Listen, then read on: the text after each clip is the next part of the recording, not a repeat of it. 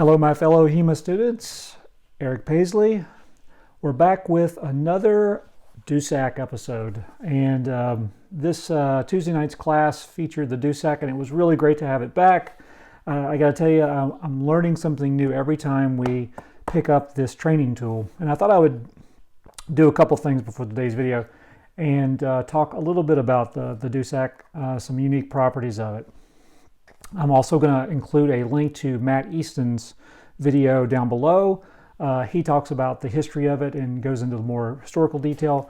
But I just want to touch on that a couple things I noticed, and I've noticed a few times now that I've used it, is having the closed hilt like that, right? Having that really does force you to think about edge alignment. I don't know why. Having this little like thumb piece right here. It really is a great training tool, and it's just a lot of fun. We've had this only our second time in class, and I got to tell you, every time we do it, it's a lot of fun. I learned something new. It's a new tool for me, a new training tool for me, and I hope we do more of it in the future.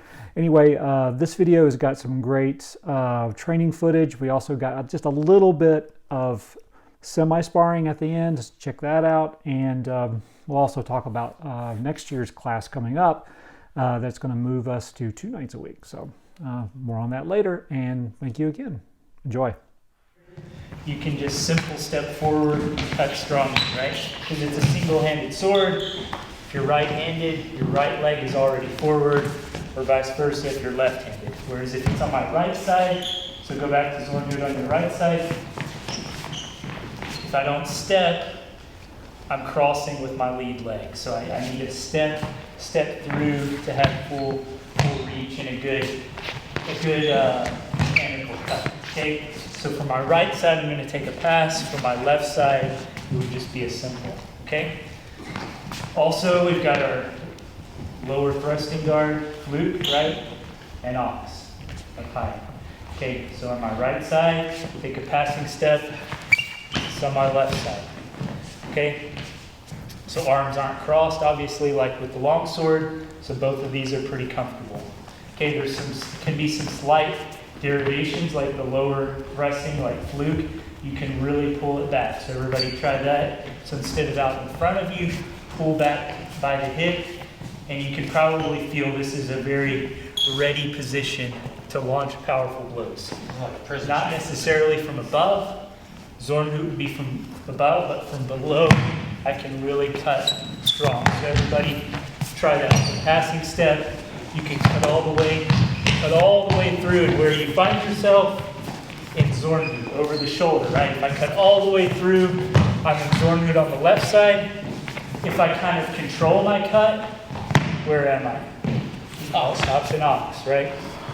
Okay, so that's kind of the beauty of the system. And it works a little more fluidly with the single-handed sword, you'll find. So all of our cuts were flowing into different guard positions, okay? Just like if I'm Zornhood from my left, I cut through with the control. I can be back in the board with fluke, or I can cut all the way down, or I can cut all the way through, and I'm back on the other side. Okay, so everybody try that. So Zornhood on your right side, cut all the way through, and back over on the shoulder again. And other way, with a passing step, back over. So we want to cut, just the nature of this weapon, it's a short, single-handed sword. We want to cut strong, powerful blows, more so than light, kind of tapping kind of blows. Okay? So let's aim towards more full extensions with our cuts. Since we were just doing thrust with longsword, just to quickly review that, kind of the same idea. It's obviously with a shorter weapon, doesn't have quite the advantage. The thrust work in the same manner, okay? With our thrusting positions in fluke and ox, okay? Last little thing, so I was mentioning the bore position over here, or like fluke and longsword. It's a little awkward on our left side if we want to really withdraw it. So that would be Mittelhut, okay? So I bring my arm up, and it's the short edge is kind of at my ribs. So from here, I can easily cut a Mittelhut, right? So take the bore on the right side, and cut across, and you find yourself in middle loop, okay?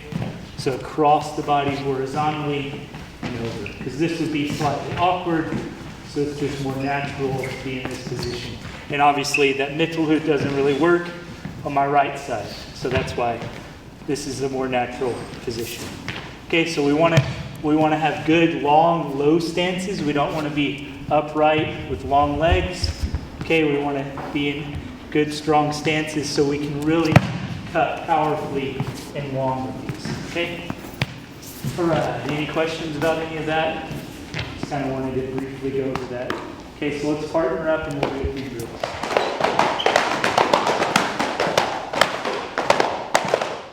All right, let's take a look at some fighters here. We got Aaron on the right, one of our newer fencer that's joined us, Chris, on the left. We're doing the drill, but we're also going to see a couple more examples of some semi-sparring, semi-practice. Here you see myself on the left and Logan on the right, just following through the drill. One of the things you want to notice about Logan, good body extension and good reach. Also Gerard on the right here. Good timing, good form. And then finally we're looking at Aaron and Daniel sort of kind of doing a semi-drill, semi-sparring, nice. Sort of, try to break the timing, because you can get into a rhythm in these drills and kind of lose the plot of actually, defending, parrying, and then cutting in the post. We're going to do one other iteration. Good job. Did everybody hit or be hit? Yes. Hey, thanks again for sticking around and watching our video. Some great footage tonight. It was great having the Dussack back, and a good vibe to the class again. It was we welcomed a new face, always fun, and we're really looking forward to a great year next year where we'll be doing 2 nights a week. So more on that a little bit later, and thanks again, and we'll see you next week.